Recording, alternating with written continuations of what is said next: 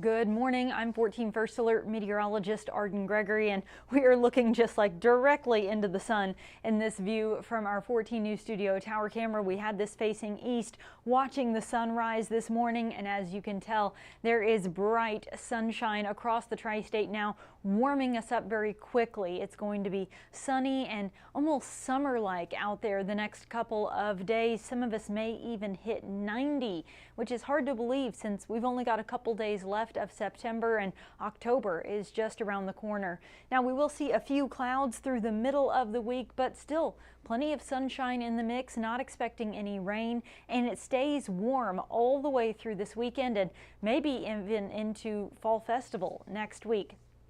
Satellite and radar both clear. There is not a cloud inside out there this morning, so obviously no rain to worry about either. Temperatures started out in the upper 50s to low 60s this morning, but now we're already starting to tack on a few more degrees, climbing into the mid 60s in most locations now. It's 65 in Evansville and Mount Carmel, Newburgh, Owensboro, Henderson, and Madisonville all at 64, but I think within the hour we'll probably approach 70, and then we'll be in the mid 80s by lunchtime today, eventually warming into the upper 80s to near 90 in some locations this afternoon. Well above average for this time of year, and tomorrow will essentially be a repeat of today. Overnight tonight we drop back into the upper 50s to low 60s again under mostly clear skies, but then once the sun rises we quickly warm back up, and tomorrow afternoon temperatures will again top out in the upper 80s, and I wouldn't be shocked if some of us even hit 90.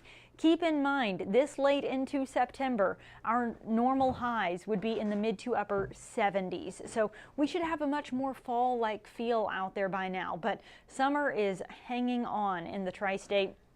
Our temperatures will continue to run about 10 degrees warmer than average through the entire next 7 days. Now we are keeping a very close eye on the tropics. We're tracking a couple different systems out there. We've got Category 4 Hurricane Umberto, and then we have Tropical Storm Imelda. Both are moving to the north-northwest. Now Umberto is expected to weaken as it continues to the north, then start to curve off to the northeast. The big change is the track for Imelda. Imelda was initially forecast to come up out of the Bahamas and just kind of go straight toward the Carolinas, likely making landfall even in South Carolina. Then it was expected to kind of stall out and drift back out to the ocean then as we go through the rest of this next week.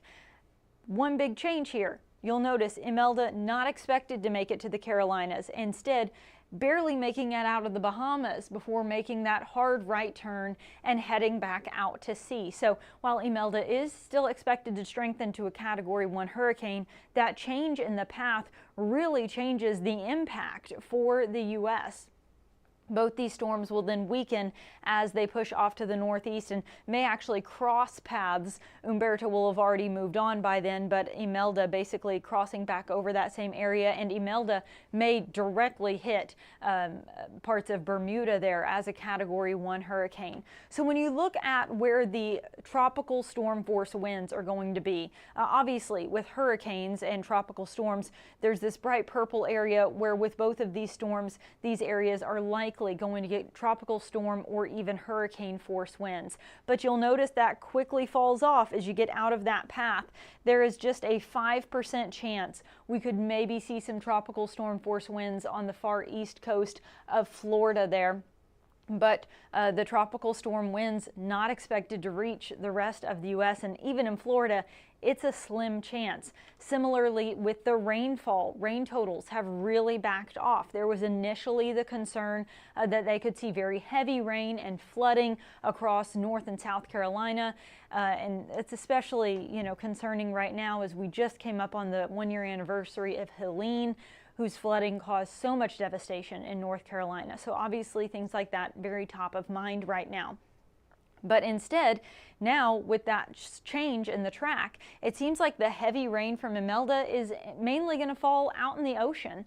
May get some heavy rain along the east coast of Florida, but really some rainfall, but nothing real concerning along North and South Carolina. initially, when it looked like that storm might make it all the way to the Carolinas, thought, well, maybe some of the clouds or maybe even a stray shower could make it into Kentucky, maybe even parts of western Kentucky that we cover here in the tri-state. Obviously, that has now changed. That rain's not going to get anywhere near us, and we are going to stay dry and mostly sunny.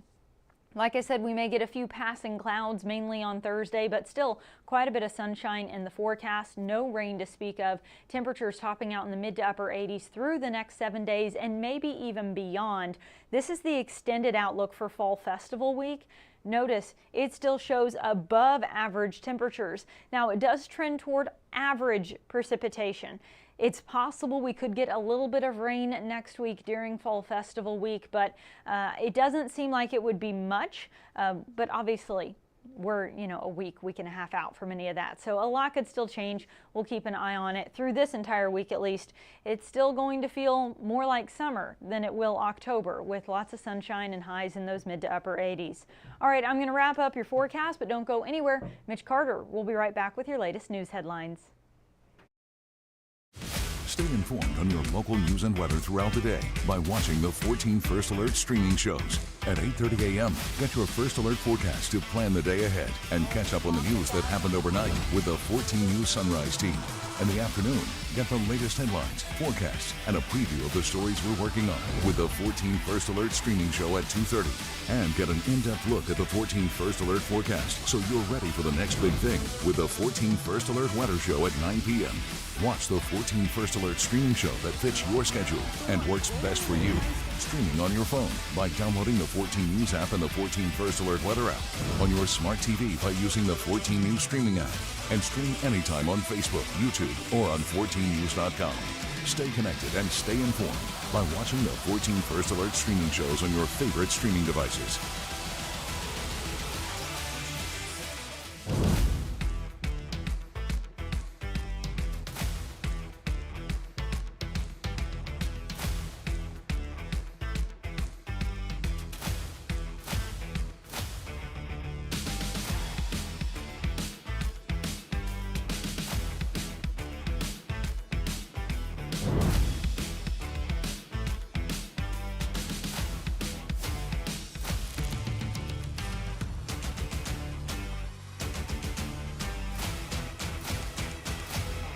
Well, good morning and thanks for joining us here for the news portion of the 8:30 stream show. I'm Mitch Carter. I can't figure out how to zoom this camera in, so you've got a nice wide shot of the entire screen here. We'll get right into this here. Casey's off today for a couple of days on vacation, so it's just myself and then Arden this morning. You just heard her weather headlines. Now we'll talk a couple of news headlines. Starting off with something pretty new here this morning. Indiana Governor Mike Braun has denied clemency for convicted Spencer County murderer Roy Lee Ward. He shared a statement that reads, quote, "After carefully reviewing the unanimous recommendation from the State Parole Board, I've decided to allow the execution of Roy Lee Ward to proceed as planned for October 10th. As of now, this means Ward is still set to be executed overnight in less than 2 weeks in Michigan City, Indiana. Of course, we'll continue to follow this case closely on 14 News as that date approaches." And shifting gears now back here at home and continuing coverage this morning, police have identified the person they say ran over a woman in the Bally's parking garage on Saturday afternoon. Authorities say 51-year-old Matthew Stallings of Owensboro hit that woman with his SUV. And according to the victim, she was leaving the casino when she was hit and then dragged nearly 40 feet. Hospital staff say her injuries include a shattered pelvis and multiple broken bones. After he was arrested, Stallings told police he didn't know he hit the victim at all. Police say Stallings' blood alcohol level was over twice the legal limit, and he's now in the Vanderburgh County Jail. And then it's been 25 years now since the passing of local legend and 14 News weatherwoman Marcia Yockey, and on Sunday a special event was held to honor both her life and her legacy. Our Gabe Pontonis was at the event. That's right. The Newburgh Museum hosted what they call the Tribute to the Yock. Dozens of people, including from 14 News, gathered together to share stories about the woman who served the tri-state for so many years. No place could be more fitting for a tribute to the one and only Marcia Yockey than her hometown of Newburgh. The Newburgh Museum played host to a panel of people who knew her and worked with her throughout her career. And those who did know her say she was in a league of her own. We had a great relationship. She helped with all kinds of stuff, the telethon, she worked with, she had a heart of gold, and I also kidded her. She had the longest weather show in America. Marcia began to grow up, of course. Yawkey was a mainstay at 14 News and in the lives of many. She joined 14 News from 1953 to 1956, then again from 1971 to 1988. In that time, her weather show became the #1 in the tri-state and left an impact that is being felt even by those who never knew her. She was a very eccentric, very bold, very confident character, and I mean, it's someone that people can look up to, aspire to, and her work with the community was truly admirable. That work included a lot of time spent with children with disabilities and helping out wherever she could with her free time. We cooked chickens down here on the library square and for the JC's fundraisers. And Marcia, a lot of times, would come in early in the mornings from being out all night and stop in and help us cook chickens. Us and Henry and everybody. Throughout her career, there were many memorable moments like her 4th of July swims and her Halloween costumes. She was also a skilled pilot, flying her yellow plane called the Butterfly. All the antics led to her being an icon and an inspiration to even our own Jeff Lyons. My dad said, "There's Marcia Yawkey." So he rolls down the window and says, "Hey, Yawk, what's the weather gonna be?" And she's whizzing by, just, and we didn't hear anything. But that night, we turned on the weather, and sure enough, at 10 o'clock, she said, "Some guy leaned out his window and said, how's the weather gonna be like that?" It's like, hey, we're famous, we're famous. Well, people at the event say Marcia Yawkey was beloved because of how real and genuine she was as a person and as a professional. And they say, for better or worse, you never knew exactly what she was going to say next. I know several folks who worked alongside her really miss her a lot, so a very, very touching tribute there to Marcia Yawkey this last Sunday. Right now, 8:43, coming up on 8:44. Like I mentioned there, Casey's off for a couple of days, so just myself here holding it down in our newsroom and our stream show. Of course, we had Arden this morning, but Byron Douglas is back tomorrow for your weather headlines, so looking forward to that. Other than that, though, like I said, coming up on 8:44 here, that's all we've got for you on our stream show. Please enjoy the rest of your day, and we will see you guys back here bright and early tomorrow morning. Take care.